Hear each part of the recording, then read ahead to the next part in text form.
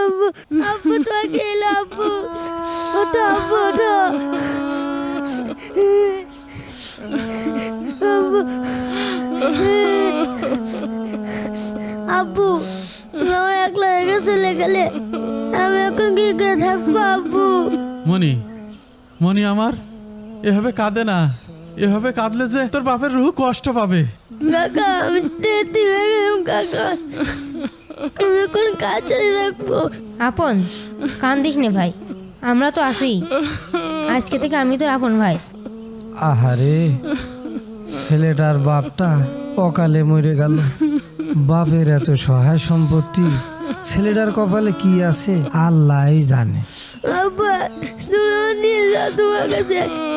আব্বু নেই, তুমিও চলে গেলে আমি একা একা কি করে থাকবো আব্বু?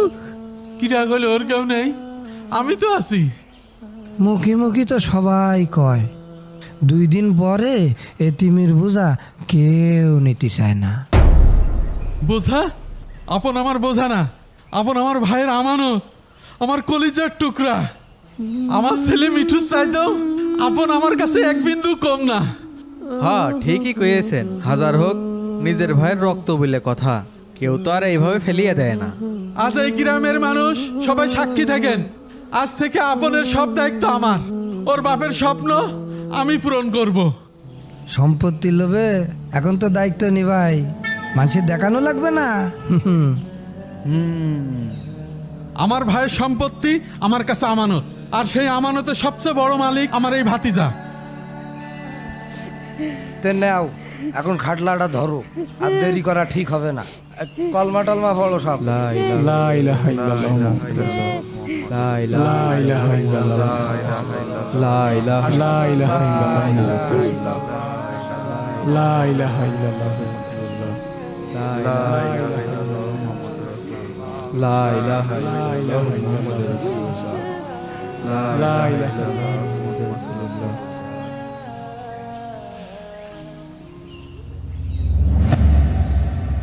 আমার আব্বু আমার জন্য কলর ডাল আর গরুর গোশত রাইন্দে নিয়ে আসে। আর আমার মা আমার জন্য কেক বানিয়ে দিয়েছে, খাবি তুই? না দেবো না। না ভাই তোমরাই খাও, আমার খিদে লাগেনি।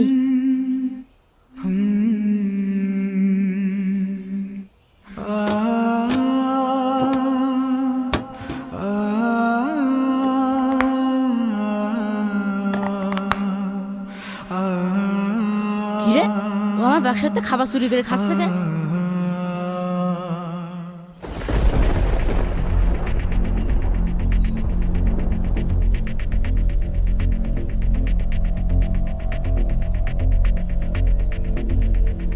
ওই তুই আমার খাবার খাচ্ছিস কে?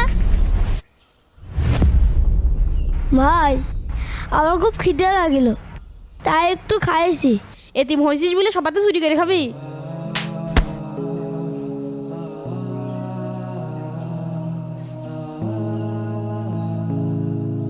ভাই ভাই আমি চুরি করে খাইনি ভাই, আমি তো। চুপ কর।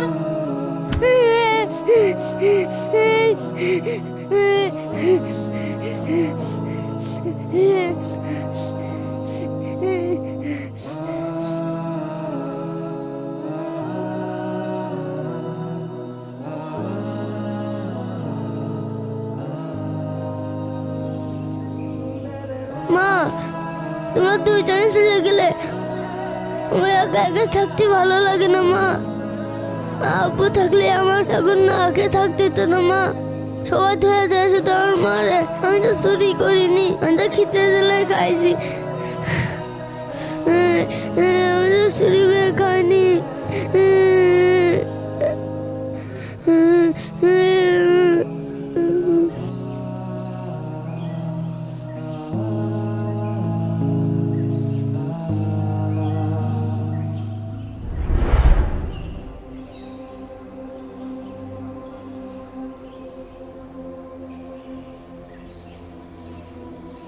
এই সোনামণি, একটু এদিকে আসো, শুনে যাও তো। জি বলুন, আমাকে ডাকছেন? হ্যাঁ বাবু, তোমাকেই ডাকছি। তুমি তো খুব ভালো ছেলে, আমার একটা কাজ করে দিবে? জি বলুন, কি কাজ করতে হবে? এই নাও 200 টাকা রাখো। ওই যে বাচ্চার ডেরা দেখতে পাচ্ছ না, ওখানে গিয়ে বলবা রফিক ভাই পাঠাইছে, 100 টাকার পোটলা দিতে বলছে, আর বাকি টাকাটা তুমি রেখে দিও। আচ্ছা ঠিক আছে, আমি এখনই নিয়ে আসছি।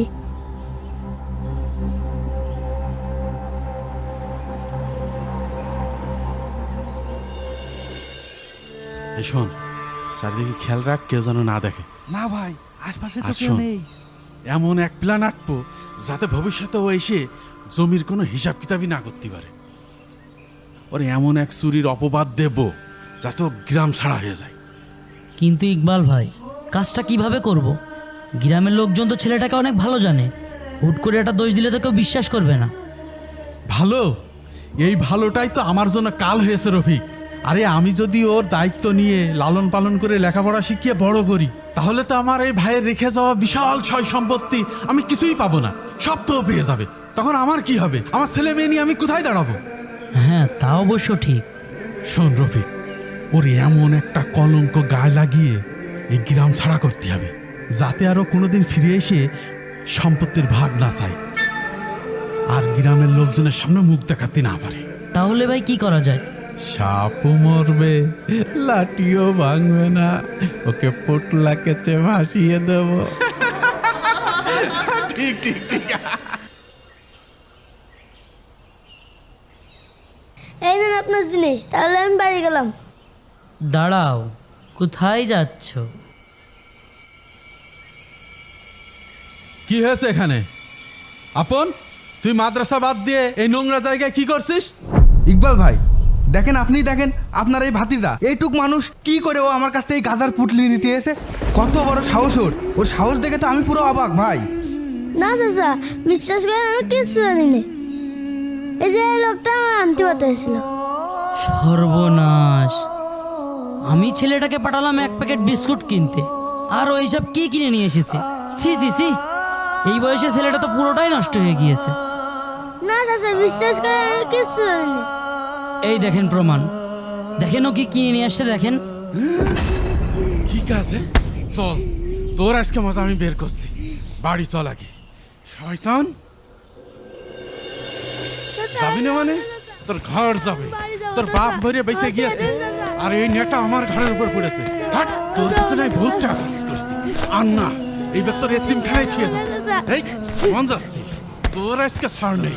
হাট তাড়াতাড়ি, তো যাবি না মানে? পাইন দিয়ে আমি এখানে গেলাম। তোর একদম ফুটিয়ে থিয়ে যাবো এখানে। যাবি না মানে? তোর এখানেই থাকতে হবে। শয়তান, এখানতে যদি পালাস তোর ঠ্যাং ভেঙে ফেলে দেবো। কই হুজুর, কই হুজুর? আমার দামাদামি করছিস কেন? কোন যাবি তুই? আসসালামু আলাইকুম। কি হয়েছে বাবা, কাঁদছো কেন? হুজুর, ওকে আপনার এতিমখানায় ভর্তি করতে হবে। এই নেন কাগজপত্র। আপনি ওর আপন চাচা হয়ে এতটুকু একটা মাসুম বাচ্চাকে এতিমখানায় কেন দিতে চাইছেন? ওর দায়িত্ব তো আপনার। ওর বাবা মা নেই, কিন্তু আপনি তো আছেন। দায়িত্ব নিশ্চয় বলেই তো এখানে রেখে যাচ্ছি। ও যে কি সাংঘাতিক কাজ করেছে সেটা আমি জানি আর আল্লাহ জানে। আমার বাড়িতে আমি কোনো চোরকে জায়গা দিতে পারবো না। চাচা, আপনার পায়ে ধরি চাচা, আপনার এখানে রেখে যেন না চাচা। চাচা, আপনার ছেলে মেয়ে আমি পুরো জামা কাপড় পরবো চাচা।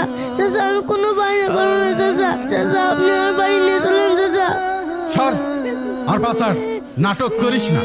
তোর এই কুমিরের কান্না দেখে আমার মন গলবে না। তোর জায়গা এটাই, এখানে থাকবি আর পচে মরবি। তোর মতো অলক্ষণে আমার বাড়িতে থাকলে আমার ছেলে মেয়েরাও নষ্ট হয়ে যাবে। শয়তান, থাক এখানে।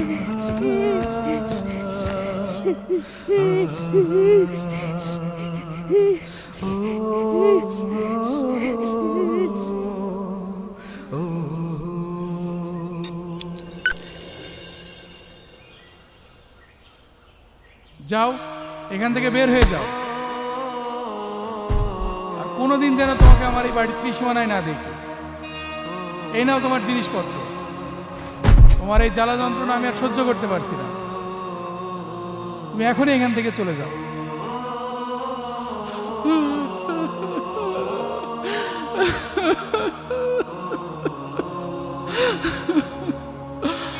আল্লাহ, তুমি আমারে কি শাস্তি দিলে? যাও, এখান থেকে বের হয়ে যাও। কোনোদিন যেন তোমাকে আমার এই বাড়ির ত্রিসীমানায় না দেখি।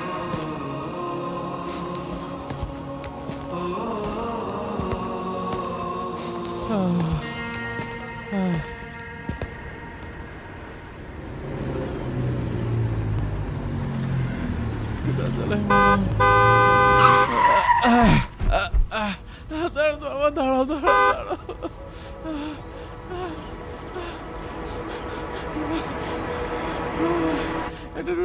কি মুখটা কোথাও যেন দেখেছি মনে হচ্ছে, চেনা চেনা লাগছে। ভাই ভাই একটা রুটি দেন, আমি 5-6 দিন কিছুই খাইনি, খুব খিদে লেগেছে। এ তো আমার চাচা। আপনি আপনি আমার চাচা না? আপনার নাম তো ইকবাল। কে চাচা? আমার তো কিছুই মনে নাই, আমার মাথায় আঘাত লেগেছিল। মনে নাই? আমি তো আপনার বড় ভাইয়ের ছেলে। ওই যে 12 বছর আগে আমার বাবার জানাজায় আপনি বলেছিলেন আপন আমার কলিজার টুকরা, তারপর মাদ্রাসায় পাঠিয়েছিলেন, তারপর তো আমাকে এতিমখানায় ছুঁড়ে মারলেন, মনে পড়ে? তোর ঘর যাবে, তোর বাপ ধরে বেঁচে গিয়েছে, আর এই নেটা আমার ঘরের উপর পড়েছে। হাট, তোর পিছনে ভূত চাচ্ছে। আর না, তোর আজকে ছাড় নেই। হাট যাবে। হুজুর, দাদাদাবি করছিস কি? কোন যাবি তুই?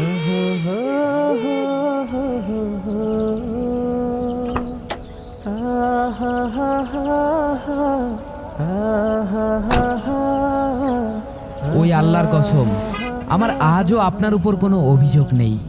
হ্যাঁ, আপনি তো আমার চাচা, আপনি তো আমারই রক্ত। আজ আমি যা, তা আল্লাহর দয়ায়। এতিম ছিলাম, অবহেলিত ছিলাম, কিন্তু আমি হার মানিনি। আর যিনি আমার সব কেড়ে নিয়েছিলেন, তিনিও আজ দুনিয়া থেকে মুখ ফিরিয়ে নিয়েছেন।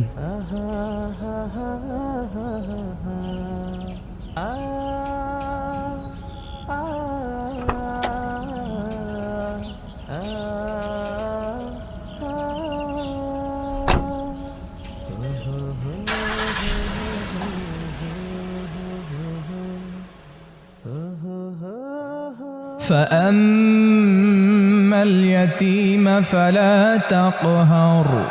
আর তোমরা এতিমদের সাথে খারাপ ব্যবহার করো না।